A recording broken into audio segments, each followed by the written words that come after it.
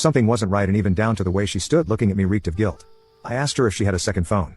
She shook her head. I asked her if she had any secret children, a second mortgage, or any holidays planned to Disneyland. To that, she laughed and said that I was the only man in her life, but neglected to answer my question about children, which immediately aroused my suspicion.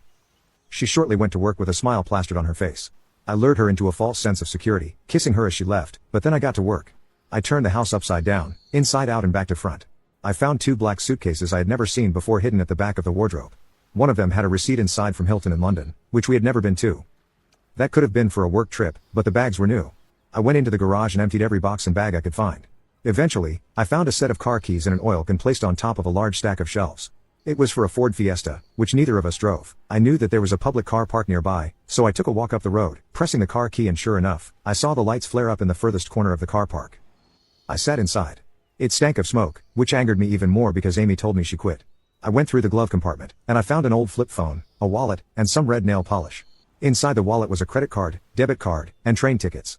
All of them belonged to Amy, but registered to an address in London.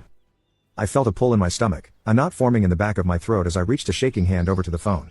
There he was, a handsome man with big brown eyes smiling up at me with Amy's arm around him. I sat back in the car. I couldn't breathe, heartbroken and numb. Gathering my composure, I gathered her things and went back to the house.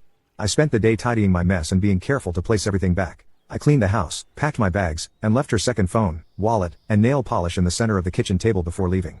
Once in the car, I called her husband and agreed to drive down to see him. It took about 4 hours, and when I arrived, he was a mess. We talked through the night. Apparently, he didn't know about me. I met her little boy, Harry, and heard stories about their marriage. Now you can watch the second part by pressing share and more.